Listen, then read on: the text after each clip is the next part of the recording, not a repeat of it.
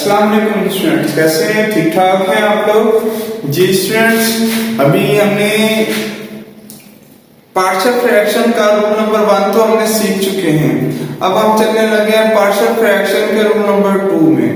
Rule number 2 में हमारे पास क्या कहता है, वो हमारे पास n टाइम का जिक्र करेगा। जैसे यहाँ पे डेफिनेशन लिखी हुई है, इफ अ लीनियर फैक्टर, जो हमारे पास अगर लीनियर फैक्टर आता है वो कौन सा होता है, ax प्लस b अगर n टाइम, यानी कि n टाइम का मतलब है हमारे पास कुछ नंबर ऐसे होते हैं जिनको अपनी बार बार रिपीट करना होता है। ये रूल कह रहा है हमारे पास, ठीक है। As a factor of D हमारे पास आ जाता है dx आ जाएगा। dx हमारे पास से क्या मुराद आ जाती है, यहाँ पे डिनोमिनेटर आ जाता है। डिनोमिनेटर में जो भी वैल्यू दी होगी, then there are n partial fraction, इसको हम क्या कहेंगे, n partial fractions of the form में हमारे पास ये पार्शियल फ्रैक्शन आ जाएगी।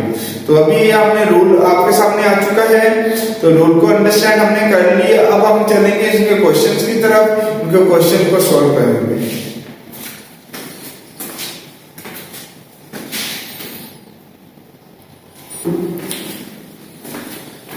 जी स्टूडेंट्स, क्वेश्चंस को मैंने यहाँ पे लिख दिया है, लेकिन इस क्वेश्चन को स्टार्ट करने से पहले कुछ 2-3 पॉइंट्स आपसे और बात करना चाह रहा हूँ। सबसे पहले यहाँ पे देखेंगे, मैंने यहाँ पे वैल्यू मेंशन की 65x का स्क्वायर। यहाँ पे जो आपके पास x का स्क्वायर जो है वो आपके पास है एक्सपोनेंट है, ये तो आप जानते ही हैं, एक्सपोनेंट आ गया हमारे पास। अच्छा, इस टाइम पर ये हमारे पास क्या है, ये हमारे पास क्या है, बेस है, बेस। और यहाँ पे जो यहाँ पे 65 लिखा हुआ है वो हमारे पास क्या कहलाएगा, वो एफिशिएंट कहलाएगा, एफिशिएंट।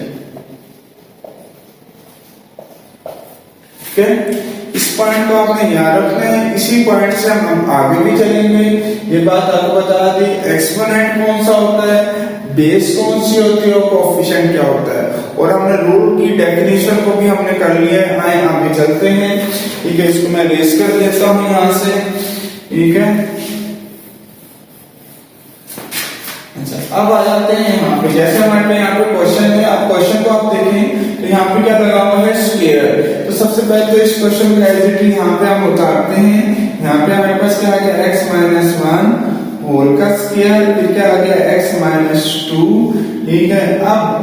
अब हमने क्या किया, रूल के मुताबिक हम लिखेंगे a, तो a के बाद हमने नीचे मैंने क्या बनाया, फ्रैक्शन बनाया। अब यहाँ पे होल का स्क्वायर है, जिसके ऊपर होल का स्क्वायर होगा, चाहे वो वैल्यू इधर हो चाहे वो वैल्यू इधर हो, आपने उसको क्या करना है, first time as it is उसको सिंगल लीनियर में लिखना है।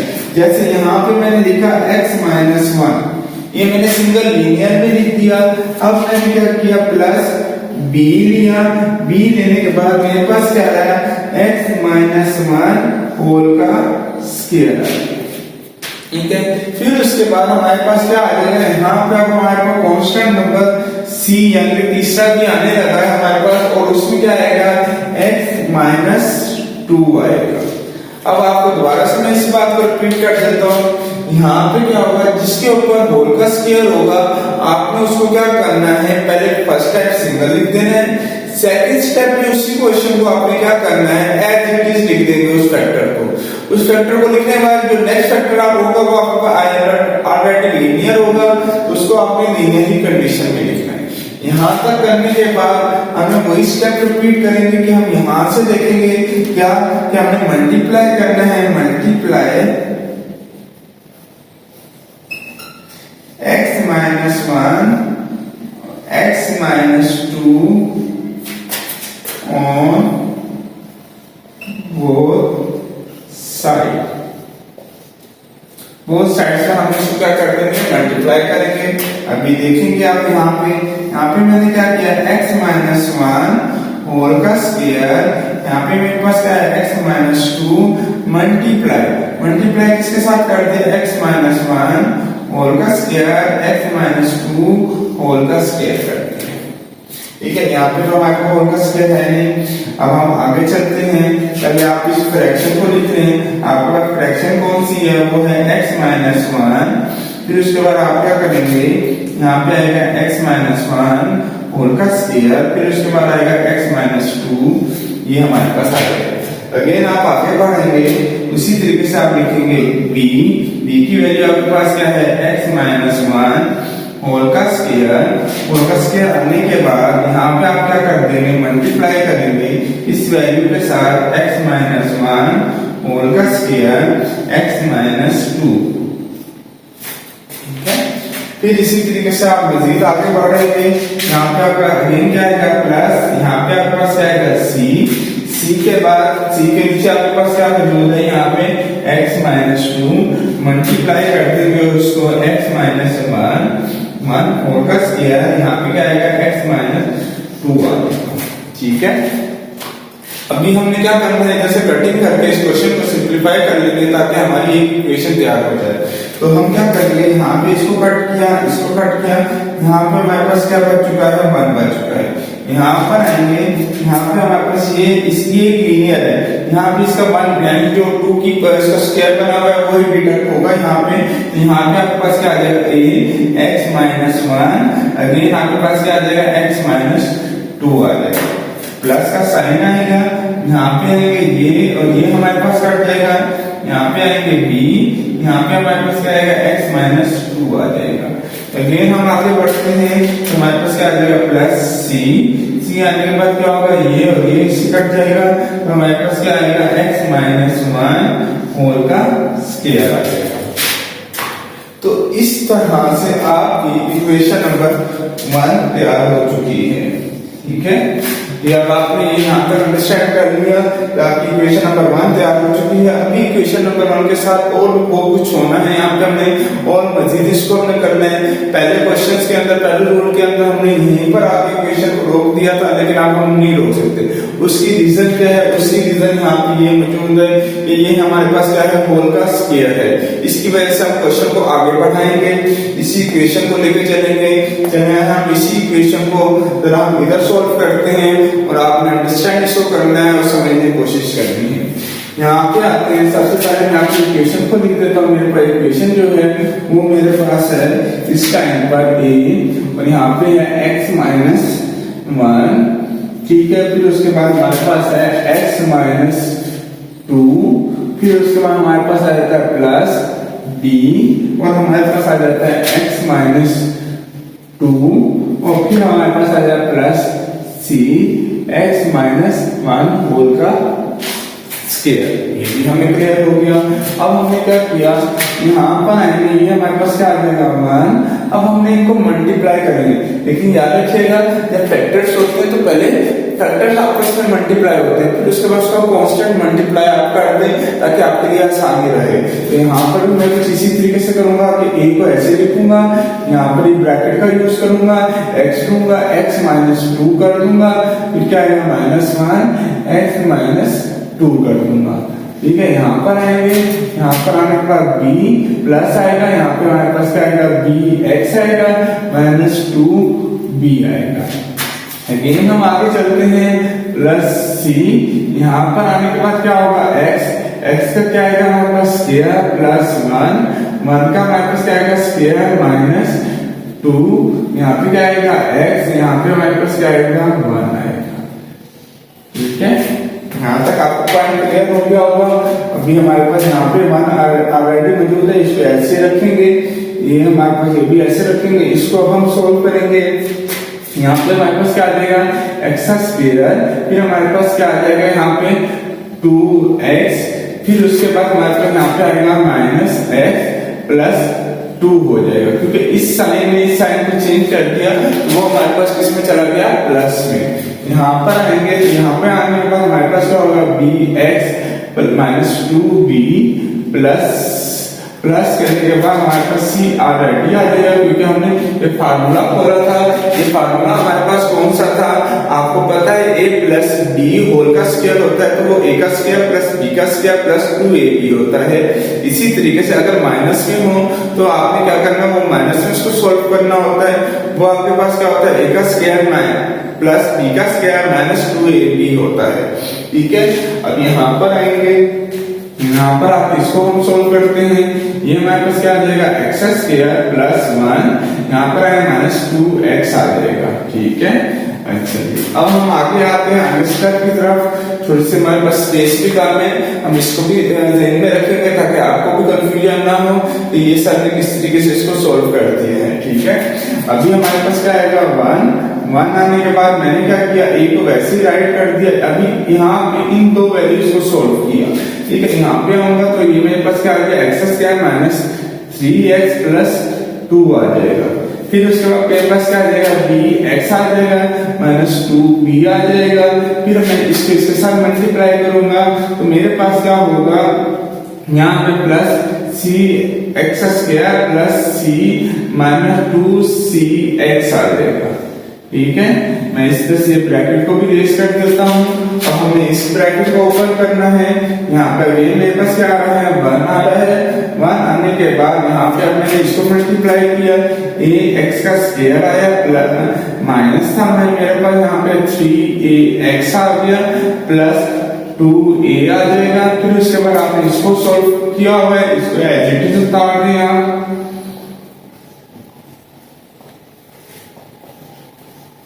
ठीक है, अभी हमने इसको क्या किया, मजीद हम इसको सोल्व करते हैं। यहाँ पर आते हैं तो यहाँ पे अभी सबसे पहले तो मैंने 1 को राइट कर लिया। अब मैंने यहाँ पे जो कंपैरिजन करना है, यानी कि जो मेरे पास एक्सपोनेंट के लिहाज से जो सबसे बड़ी वैल्यू होगी उसको मैं अरेंज करूंगा। वो सबसे पहले आ जाएगी, यहाँ पे आप देखें ये आपके पास वैल्यू और ये वैल्यू आपके पास बड़ी है। वो क्या है, a x का स्क्वायर है प्लस c x का स्क्वायर। अच्छा, फिर उसके बाद आपके पास क्या आ जाता है, जो आपके पास वैल्यू होंगी वो x आपके लिहाज से होंगी। x आपको बताया था कि हमने क्या करना है, इसको अरेंज कर रहे हैं। यहाँ पे हम आएंगे तो यहाँ पे हमारे पास वैल्यू आ जाती है, पहली वैल्यू ये है -3ax। फिर उसके बाद दूसरी वैल्यू हमारे पास ये है प्लस bx। तीसरी हमारे पास वैल्यू ये है हमारे पास 2cx आ जाएगा। ठीक है, ये हमने कर दिया। अब हमारे पास क्या रह जाता है, अब हमारे पास रह जाता है यहाँ पे हमारे पास आ जाएगा 2a आ जाता है। 2a आने के बाद में हमारे पास क्या आ जाता है -2b आ जाएगा और 2b के बाद हमारे पास क्या आ जाएगा +c आ जाएगा। इसी स्टेप को आगे कंटिन्यू करते हैं। यहाँ पर आते हैं, यहाँ पर आने के बाद ये हमारे पास क्या आ जाएगा 1। अब इधर से मैंने कॉमन निकाला, वो मेरे पास क्या आ गया एक्स स्क्वायर और मेरे पास क्या बच गया a प्लस c बच गया। ठीक है, यानी कि यहाँ से मैंने जैसे मैंने स्टार्टिंग में बताया था, आपके पास एक क्या होगी बेस होगी, एक आपके पास क्या होगा कोफिशिएंट होगा, एक आपके पास क्या होगा एक्सपोनेंट होगा। तो यहाँ पे मैंने इधर से क्या चीज कॉमन निकाल ली, वो मेरे पास क्या थी बेस थी जो था एक्स स्क्वायर। दूसरे पार्ट में इसको हम वेरिएबल भी कह सकते हैं। ठीक है, अब यहाँ पे आते हैं, यहाँ पर आकर भी मैंने जस्ट प्लस में मैंने मेंशन किया प्लस x किया। यहाँ पे मेरे पास आया -3a। फिर उसके बाद मेरे पास आ जाएगा प्लस b और -2c आ जाएगा, यहाँ तक आ गया। फिर उसके बाद हमारे पास क्या आ जाएगा प्लस का साइन आ जाएगा। प्लस का साइन आने के बाद क्या होगा 2a - 2b + c आ जाएगा। तो इस तरीके से अभी हमने क्या किया कि हमने हर चीज को अरेंज कर दिया। यहाँ पे हमारे पास क्या होगा x का स्क्वायर हुआ, यहाँ पे हमारे पास क्या होगा x हुआ, वहां पे हमारे पास क्या होगा कांस्टेंट होगा, ये कांस्टेंट वैल्यू होगी। ठीक है, अभी हम क्या करेंगे, सबसे पहले इन सब चीजों को सोल्व करने के बाद हम इसमें से सबसे पहले इक्वेशन को यूज करेंगे जो इक्वेशन नंबर 1 है। इक्वेशन नंबर 1 को क्यों यूज करेंगे, क्योंकि इक्वेशन नंबर जो 1 है आपके पास वो x - 1 के मुताबिक है, उसको हमने सोल्व करना है। फिर हमने सोल्व करना है x - 2 को हमने सोल्व करना है। अगर यहाँ तक आपको पैटर्न समझ में आ चुका है तो नेक्स्ट स्टेप जो है वो आसान ही है, इससे ज्यादा मुश्किल नहीं है। लेकिन वहां पे हम कंपेयर करने वाले हैं, किस चीज को कंपेयर करेंगे, कोफिशिएंट को हम कंपेयर करेंगे। ठीक है,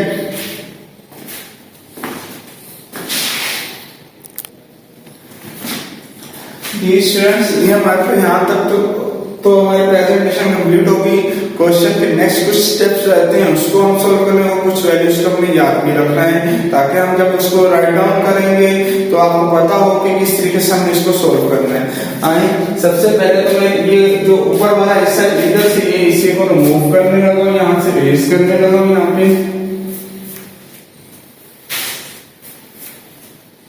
ये मैंने रेस कर दिया। यहाँ पे इसको मैंने नहीं रेस किया ताकि हमें याद रहे कि ये भी हमने एक सोल्व की हुई हमारे पास वैल्यू यहाँ पे मौजूद है। ठीक है, ये मैंने इसके ऊपर एक बॉक्स बना दिया, लेकिन ये याद रखिएगा ये जितने भी आपने स्टेप किए हैं उसके बाद जो स्टेप ये आप करने लगा वो उसके लास्ट में ही जाएगा। ठीक है, ये याद रखेंगे ताकि आपको याद रहे कि हमें किस तरीके से सोल्व करना है। तो आते हैं हम अपने क्वेश्चन की तरफ। इस क्वेश्चन में हमारे पास क्या है, सबसे पहले वैल्यू ये है x-1, तो इसको हम क्या करेंगे, लेट करेंगे, लेट करेंगे। हमने इसको लेट किया, लेट हमने क्या किया, हमारे पास था x-1 इज इक्वल टू 0, इसको हमने क्या कर लिया, लेट कर लिया, हमारे पास क्या हो गए ये लेट। अब हमने इसको क्या किया, x इज इक्वल टू, ये हमारे पास क्या आ गया यहाँ पे 1 के इक्वल आ गया, क्योंकि वैल्यू यहाँ पे माइनस की थी उस साइड पे गई तो वो हमारे पास किस में हो गई, पॉजिटिव में। अब हमने इस वैल्यू को इक्वेशन नंबर 1 में पुट करना है, यहाँ पे मेंशन करेंगे हम putting the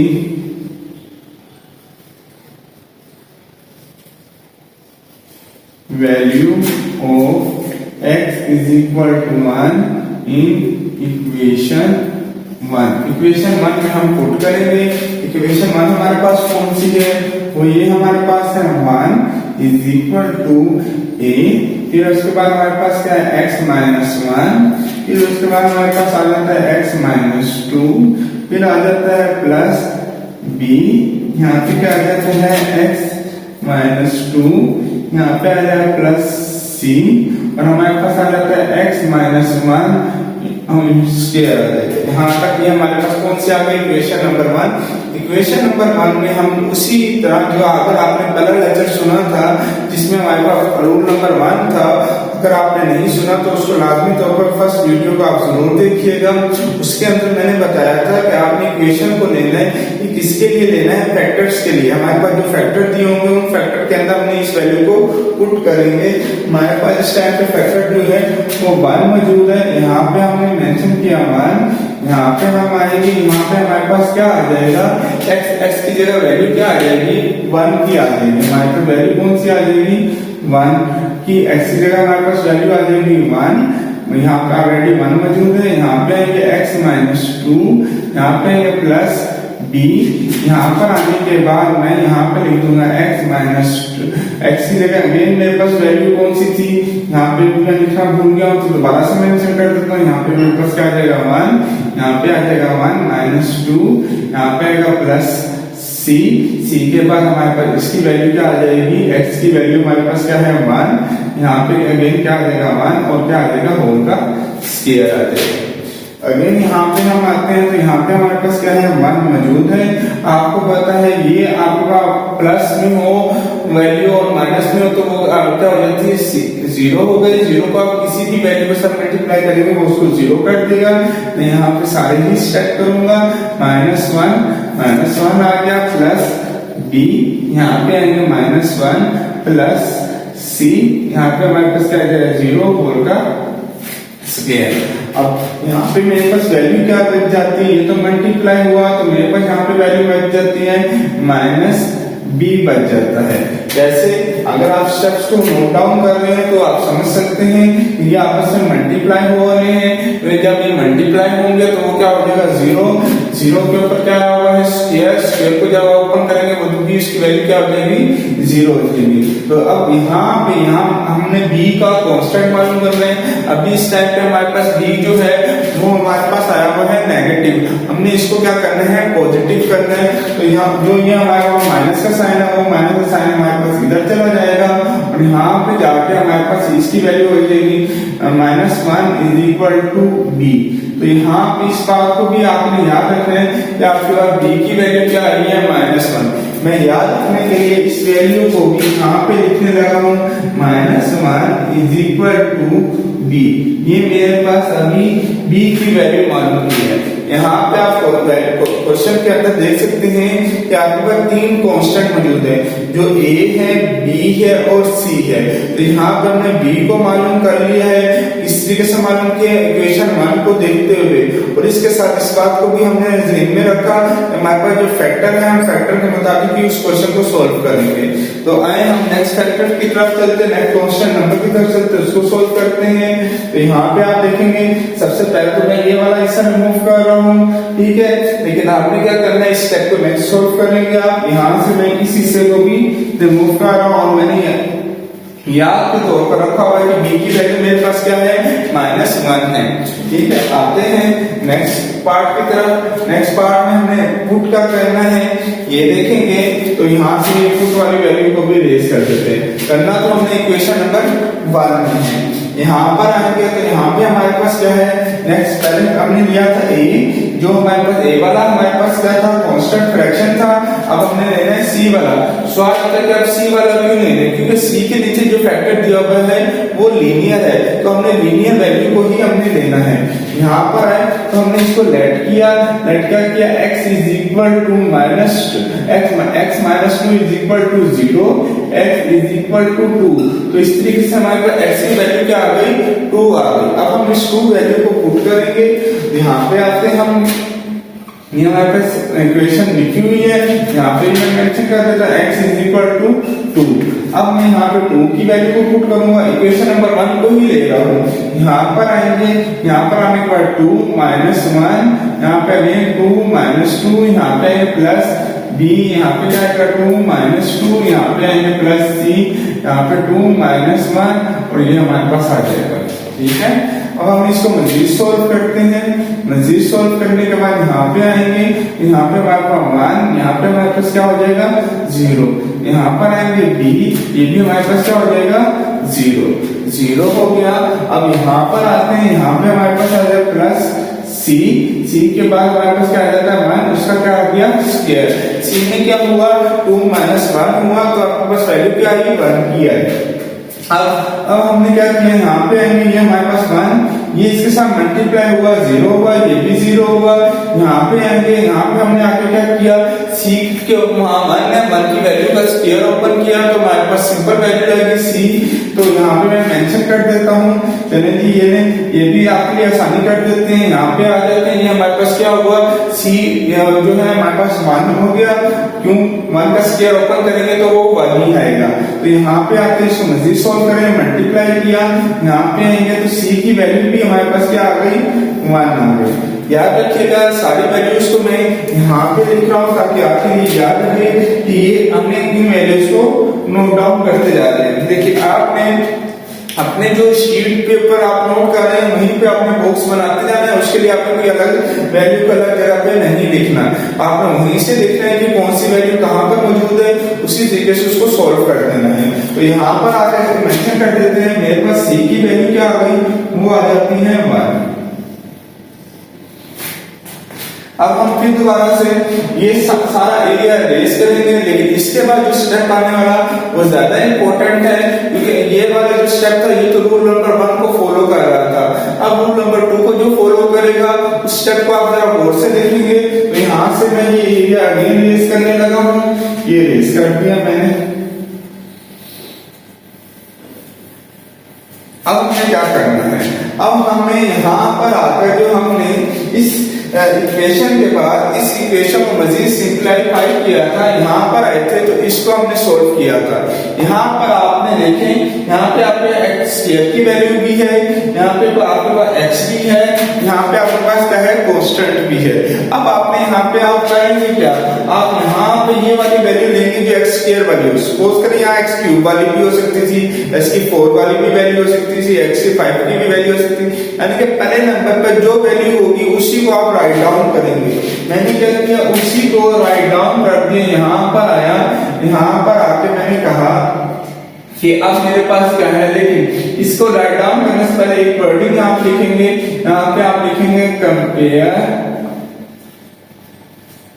with x square coefficient. X square के कोफिशिएंट के साथ हम इसको क्या करने लगे हैं, कंपेयर करने लगे हैं। एक्स कोफिशिएंट के साथ एक्स के कोफिशिएंट के साथ कंपेयर करने लगे हैं। मैंने अभी कहा था जो फर्स्ट वैल्यू आपके पास दी हुई होगी उसी को आपने लेना है। यहाँ पर आएंगे तो ये मेरे पास फर्स्ट वैल्यू है a प्लस सी, ठीक है। अब बात आती है कि सर दूसरी साइड पर हम क्या वैल्यू लिखें, तो ये देखिए यहाँ पे अगर आप देखेंगे यहाँ पे तो एक्स स्क्वायर मौजूद है। अगर यहाँ पे एक्स स्क्वायर वाला कोई मौजूद होता उसके साथ हम क्या देखते हैं, उसका कोफिशिएंट क्या है, तो कोफिशिएंट की वैल्यू लिख देते हैं। अगर हमारे पास कोफिशिएंट नहीं है तो अब इसका मतलब है यहाँ पे एक्स का कोई वैल्यू नहीं है, क्योंकि 1 जो है वो तो किस बात को शो कर रहा है, वो तो कांस्टेंट को शो कर रहा है। तो यहाँ पे हम क्या करेंगे, यहाँ पे हम सबसे पहले ये लिखने के बाद एक्स के यहाँ तो वैल्यू है नहीं, यहाँ तो हम कंपेयर कर भी नहीं सकते, तो यहाँ पे हमारे पास क्या आ जाएगा, 0 आ जाएगा, ठीक है। अब हम सोचेंगे कि हमारे पास इस इक्वेशन के अंदर जो हमारे पास इक्वेशन बन चुकी है इसमें से हमें कौन सी वैल्यू फाइंड आउट करनी है। मैंने ऑलरेडी वैल्यू यहाँ पे लिखी हुई थी, तो यहाँ पर देखें सी की वैल्यू दी हुई है, सी की क्या वैल्यू दी हुई है, 1 दी हुई है। यहाँ पे आप मेंशन कर दें, यहाँ पे आप मेंशन कर दें, क्या मेंशन करेंगे, यहाँ पे आप पुटिंग दी वैल्यू, कौन सी वैल्यू को आप पुट कर रहे हैं, यहाँ पे आएंगे पुटिंग दी वैल्यू ऑफ, कौन सी वैल्यू आपके पास, c इज इक्वल टू 1, ठीक है, इन, ठीक है, putting the value of c is equal to 1, ठीक है। आप c इज इक्वल टू 1 की वैल्यू को आप पुट कर रहे हैं, ठीक है, किसके अंदर, इक्वेशन के अंदर। यहाँ पर आएंगे, ये हमारे पास क्या हो गया, 0, यहाँ पर आएंगे a, और यहाँ पे हमारे पास c की वैल्यू है, यहाँ पे हमारे पास क्या है, 1 है, तो यहाँ पे हम क्या ले लेंगे, 1 ले लेंगे। ये हमारे पास 1 आ गया, इसको हम इधर ले लेंगे, -1 आ गया, और ये हमारे पास किसकी वैल्यू आ गई, a की वैल्यू आ गई, ठीक है। तो इस तरीके से हमारे पास तीनों वैल्यू हमारे सामने आ चुकी है। तीसरी वैल्यू को भी यहाँ पे याद के तौर पर लिख रहा हूँ, क्योंकि बाकियों को भी मैंने यहीं पे लिखा था, इसको भी यहाँ पे लिख दिया। a की वैल्यू मेरे पास क्या है, -1 है, ठीक है। अब याद करें आप कि आपको जब रूल नंबर 1 करवाया गया तो उसमें लास्ट वाले पोर्शन को आपने याद रखना है, क्योंकि उसकी भी इंपॉर्टेंस है, उसके भी मार्क्स आपको मिलते हैं। यहाँ तक अगर आपने नोट कर लिया है, ये कॉन्सेप्ट आपको क्लियर हो चुका है तो अच्छी बात है। यहाँ पे आपने एक बात को याद रखना है कि हमने कांस्टेंट वैल्यू को ही मालूम करना होता है। जो कांस्टेंट वैल्यू होती है वो a b c होती है, ठीक है।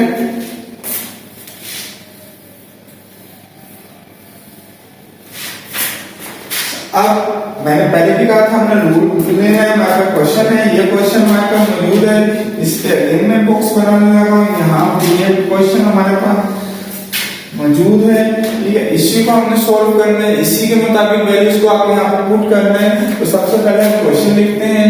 क्वेश्चन हमारे पास क्या है, यहाँ पे x - 1 होल का स्क्वायर, फिर उसके बाद मेरे पास क्या है, x - 2, फिर इज इक्वल टू करेंगे। मैं मार्कर चेंज करना चाहता हूँ, मैं और मार्कर इस्तेमाल करूँ यहाँ पर, तो यहाँ पे मेरे पास आप ये मार्कर को मैं यूज करता हूँ। फिर मेरे पास वैल्यू क्या है, वो है a की वैल्यू हमारे पास क्या है, यहाँ पे है x - 1, फिर उसके बाद प्लस b के बाद हमारे पास वैल्यू क्या है, x - 1 होल का स्क्वायर, फिर उसके बाद हमारे पास वैल्यू क्या है, c के बाद हमारे पास वैल्यू क्या आ जाती है, x - 2, ठीक है। हम यहाँ पे इन सब की वैल्यूज को निकाला हुआ है, ठीक है। तो ये हमारे पास यहाँ पे वैल्यूज मौजूद है, यहाँ पे हमारे पास ये a की भी वैल्यू मौजूद है, ये मैंने साइड पे लिखा हुआ था, लेकिन आपकी शीट में एक ही प्रेजेंटेशन में एक ही सीक्वेंस से सारा काम आ रहा होगा, आप उसी तरीके से उसको करना है। और इससे ऊपर हमने एक और वर्डिंग लिखनी थी, प्लस पार्शियल फ्रैक्शन, कि आप बताने लगे कि आपके पार्शियल फ्रैक्शन की वैल्यू क्या है। यहाँ पर आएंगे, यहाँ पर आने के बाद हमारे पास क्या आ जाएगा, यहाँ पे x - 1 होल का स्क्वायर, x - 2। अब हमारे पास वैल्यू पुट होंगी, वैल्यू को हम देखते हैं। तो सबसे पहले a से शुरू करते हैं, तो a की वैल्यू हमारे पास क्या है, a की वैल्यू है हमारे पास -1, x माइनस 1 आ जाएगा, ठीक है। और इसी तरीके से आपके पास b की वैल्यू क्या है, यहाँ पे हमारे पास प्लस का साइन आएगा, प्लस का साइन आने का b की वैल्यू माइनस 1 है, इसको हमने ब्रैकेट्स में कर दिया, यहाँ पे x माइनस 1 होल का स्क्वायर कर दिया। फिर उसके बाद हम आएंगे c की वैल्यू हमारे पास क्या है 1 x माइनस 2 है। अब यहाँ पर आते हैं, यहाँ पर आने का थोड़ा समझिए, जिसको सोल्व करना पड़ेगा, क्योंकि यहाँ पे प्लस का साइन है, यहाँ पे माइनस का साइन है, तो minus 1 x minus 1 minus 1 x minus 1 whole का स्क्वायर, फिर प्लस और x माइनस 2, ठीक है। तो इस तरीके से ये हमारा क्वेश्चन कंप्लीट हो गया, ठीक है। एक एक स्टेप को आपके सामने तफसील के साथ मैंने इसको एक्सप्लेन कर दिया है ताकि आप उसको आसानी तरीके के साथ उसको सॉल्व कर सकें। तो यहाँ पे हमारे पास ये आंसर आ चुका है। उम्मीद करता हूँ ये रूल नंबर 2 पार्शियल फ्रैक्शन का आपको बहुत अच्छे तरीके से अंडरस्टैंड हुआ होगा। अपना बहुत ज्यादा ख्याल रखिएगा। नेक्स्ट वीडियो के अंदर हम लेक्चर नंबर जो हमारे पास होगा 3, जिसमें पार्शियल फ्रैक्शन का रूल नंबर भी 3 होगा, उसको अंडरस्टैंड करेंगे। और आपने उसको के लिए भी वीडियो को जरूर देखना है, और ताकि आपका सारा कॉन्सेप्ट इसका क्लियर हो सके। पहले लेक्चर में मैंने आपको बताया था कि इसके पार्शियल फ्रैक्शन के ऑलमोस्ट 4 to 5 रूल होते हैं, जिनमें से रूल नंबर 1 हमने सॉल्व कर लिया, रूल नंबर 2 हमारा सॉल्व हो गया। तो नेक्स्ट लेक्चर में हम नेक्स्ट रूल नंबर 3 को सॉल्व करेंगे। अपना बहुत ज्यादा ख्याल रखिएगा, दुआओं में याद रखिएगा। Thank you very much. Allah.